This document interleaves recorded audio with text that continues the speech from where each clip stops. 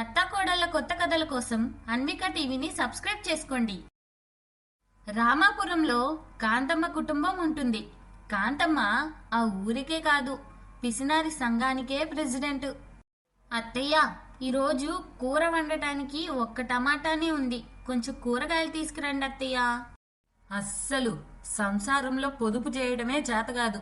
ఒక్క టమాటాతో ఎన్ని వంటలు చేయొచ్చో తెలుసా? అత్తయ్య, ఒక్క టమాటాతో వంట ఎలా చేయాలి? పొదుపు చేసి వాడుకుంటే ఏదైనా సాధ్యమే అమ్మాయి. అత్తయ్య, మీరు చేసేది పొదుపు కాదు, పిసినారితనం. అలా చెప్పి పెద్ద కోడలు రమ్య వంటగదిలోకి వెళ్ళిపోతుంది. కొద్ది రోజుల తర్వాత, ఒసే రమ్య, హిమ, ఇలా రండి అని అత్త కాంతమ్మ పిలవగానే వంటగదిలో వంట చేస్తున్న ఇద్దరు కోడళ్ళు అత్తగారి దగ్గరకు వస్తారు. ఏంటత్తయ్య? ఏమీ లేదే, రేపటి నుండి కార్తీక మాసం మొదలవుతుంది కదా, కాబట్టి షాపింగ్కి వెళ్దామని రమ్మన్నాను. హిమ, ఒకసారి నన్ను గిల్లు. ఎందుకక్క? మన అత్తయ్యేనా ఇలా మాట్లాడేది? నువ్వది విన్నావా? మన అత్తయ్య, మన పిసినారి అత్తయ్య షాపింగ్కి తీసుకెళ్తారట. అవునక్క, నాకు అదే నమ్మశక్యంగా లేదు, షాక్లో ఉన్నాను. మీ మొక్కలు మాడ, మీకిదేం పోయే కాలమే? షాపింగ్కి వెళ్దాం రండి అంటే ఇవన్నీ మాట్లాడుకుంటున్నారు.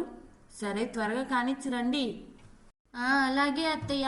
అవునక్క, మన అత్తయ్య చెప్పేది నిజమేనా, లేకపోతే మనం ఏమైనా కళ్ళలో ఉన్నామా? కిందటి సంవత్సరం కార్తీక మాసం గుర్తుందా నీకు? అమ్మో, మన అత్తయ్య మర్చిపోయేలా చేశారక్క. వీధిలో ఇంటింటికి వెళ్ళి పూజా సామాగ్రి అడుక్కొని తీసుకురామన్నారు. మనిద్దరికి ఒక బొచ్చ కూడా ఇచ్చారు.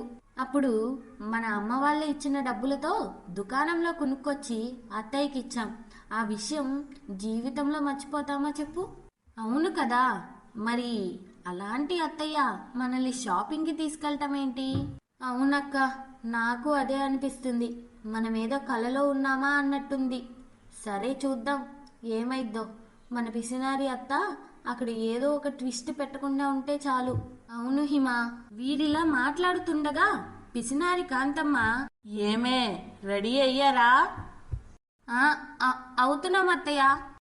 ఏంటో వీళ్ళు గంటలు గంటలు సొల్లు చెప్పుకోవడమే గాని పని మాత్రం తెమల్చరు. అలా కొద్దిసేపటికి రమ్య ఇంకా హిమ తయారై వస్తారు.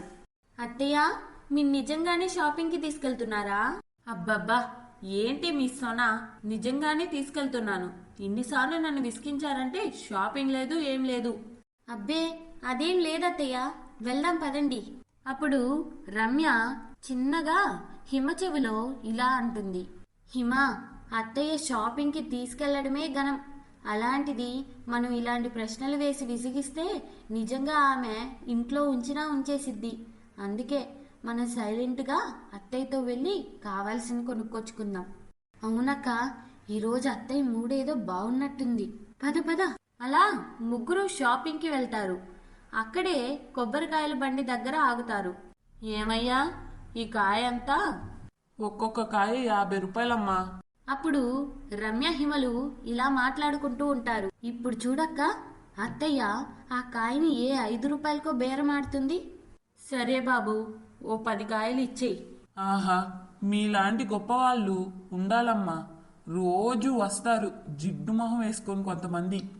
50 రూపాయల కాయను కూడా 30 రూపాయలకు బేరం ఆడాలని చూస్తారమ్మా. మీరెంత గొప్పవాళ్ళు! రూపాయి కూడా బేరం ఆడకుండా నా కాయలు కొంటున్నారు. అయ్యో, మీరు మరీ పొగిడేస్తున్నారండి. మీలాంటి వాళ్ళ దగ్గర బేరమాడితే మాకేమొస్తుంది చెప్పండి అని అనేసరికి హిమ ఇంకా రమ్య కంకు తింటారు. వామ్మో, అక్క అక్క, నాకేదో గుండె నొప్పి వచ్చినట్టుందక్క. అయ్యో, ఏమైంది హిమ? అత్తయ్య బేరమాడకుండా కొబ్బరికాయలు కొండమేంటక్క? నాకు గుండెపోటు వచ్చేలా ఉంది. అవును హిమ, ఈ రోజేదో ఉంది అక్క. ఇప్పుడు మార్కెట్లో అయిన ఖర్చంతా లెక్క చెప్పి మన దగ్గర వసూలు చేయదు కదా. ఊరుకో హిమ, అరవకుండా రా, ఏం జరుగుతుందో చూద్దాం. అలా అక్కడ కొబ్బరికాయలు తీసుకొని వారు ఇంకొక దుకాణం దగ్గర ఆగుతారు. బాబు, ఈ పూలు ఎంతకిస్తున్నావు? మూర 60 రూపాయలమ్మా. కొబ్బరికాయల దగ్గర అంటే అత్తయ్య ఏదో పరధ్యానంలో ఉన్నట్టున్నారు గాని ఇప్పుడు చూడు, మన పిసినారి అత్త ఏ 10 రూపాయలకో బేరమాడుతుంది. సరే బాబు, అవొక 10 మూరలు ఇవ్వు. అలాగే బంతిపూలు కూడా ఒక 5 మూరలు ఇవ్వు.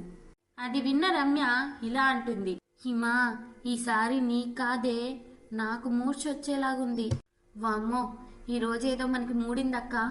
అబ్బబ్బా, వచ్చిన దగ్గర నుంచి చూస్తున్నా. ఏంటి మీ నస? ఏదో ఒకటి గొనుక్కుంటూనే ఉన్నారు. మర్యాదగా అరవకుండా రండి. అలాగే అత్తయ్య.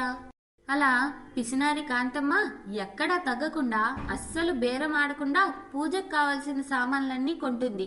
ఇక కొద్దిసేపటికి వారి ఇంటికొస్తారు. పిసినారి అత్త ఇంత ఖర్చు చేసి పూజ సామాన్లు ఎందుకు కొంటుందా అని వారికేం అర్థం కాదు. ఇక కడుపులో దాచుకోలేక అత్తయ్యను ఎలాగైనా అడగాలనుకుంటారు. అది అత్తయ్య, మిమ్మల్ని ఒక మాట అడగాలి. ఏంటే? అత్తయ్య, కూరలో కరేపాకు కూడా పోనివ్వరు, అలాంటిది మీరింత ఖర్చు పెట్టి ఇవన్నీ కొనడమేంటి? అబ్బబ్బా, ఏంటే మీ బాధ? అది కాదత్తయ్య, ఇవన్నీ నిజంగానే మీ డబ్బులతోనే కొన్నారా? కాదే. మరి ఎలా కొన్నారు అత్తయ్య? ఓ అదా, మీ అమ్మ వాళ్ళే ఇచ్చారు మీకు పూజా సామాన్లన్నీ కొనివ్వమని అని అత్తయ్య చెప్పిన మాటలకు వారికి ఏం చేయాలో కూడా అర్థం కాదు. అంటే ఇవన్నీ కొనిచ్చింది మన అమ్మ వాళ్ళనమాట. ఆ దేవుడే దిగొచ్చినా సరే మన అత్తయ్య పిసినారితనం మాత్రం మారదక్క. ఏదో ఒకట్లే హిమా, ఈసారి ఆ శివయ్య మన పిసినారి అత్తయ్య చేతనే తన పూజకు కావలసినవన్నీ కొనిచ్చాడు. అంతా ఆ శివయ్య మహిమే. అలా వాళ్ళందరూ కలిసి కార్తీక మాసం పూజలు జరుపుకుంటారు. ఇది ఇవాల్టి కథ. మరొక ఆసక్తి కథలో మళ్ళీ కలుద్దాం. అంతవరకు సెలవు.